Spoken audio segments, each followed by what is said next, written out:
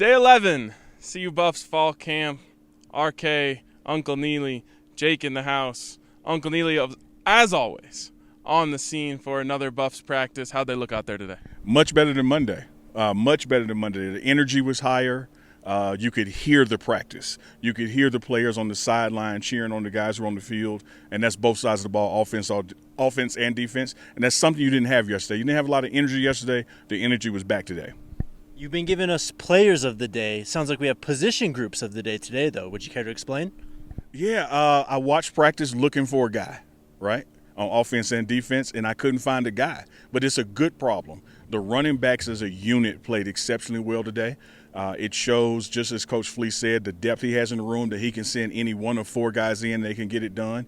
And same thing, I'm going with Coach Hart's linebacker group.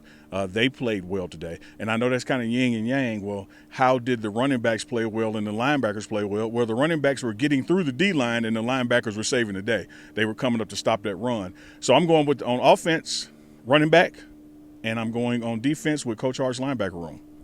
I'm going to have to press you a little bit. Is there one running back, one linebacker that you can give us?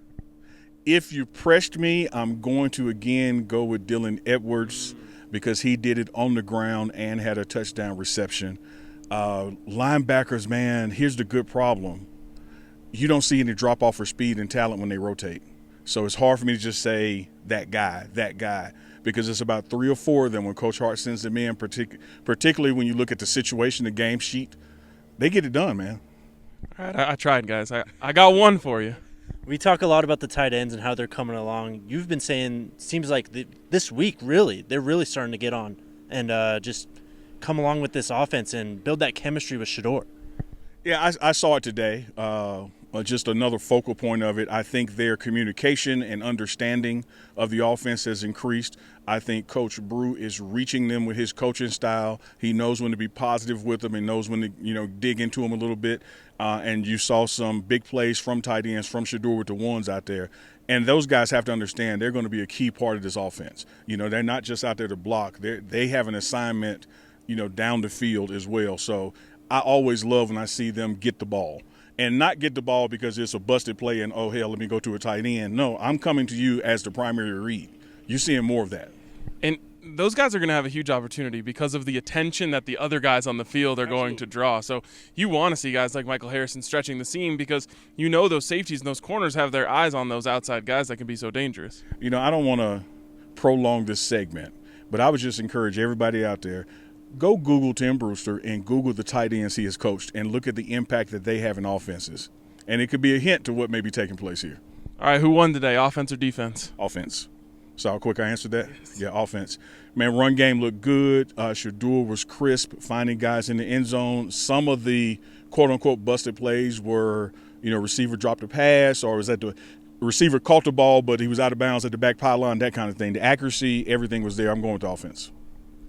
We spoke to Kyrie Maines after practice today. Sounds like he got coached pretty hard. You mentioned Arden Walker got coached pretty hard yesterday too. Just talk about, I guess, what Nick Williams is doing and getting out of this defensive ends group. I think it's Maines, Jake. Maines. Sorry.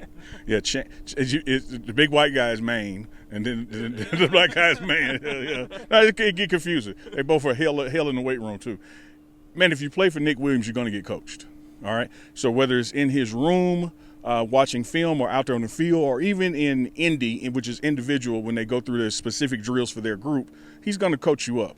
And he loves to see which players respond to coaching.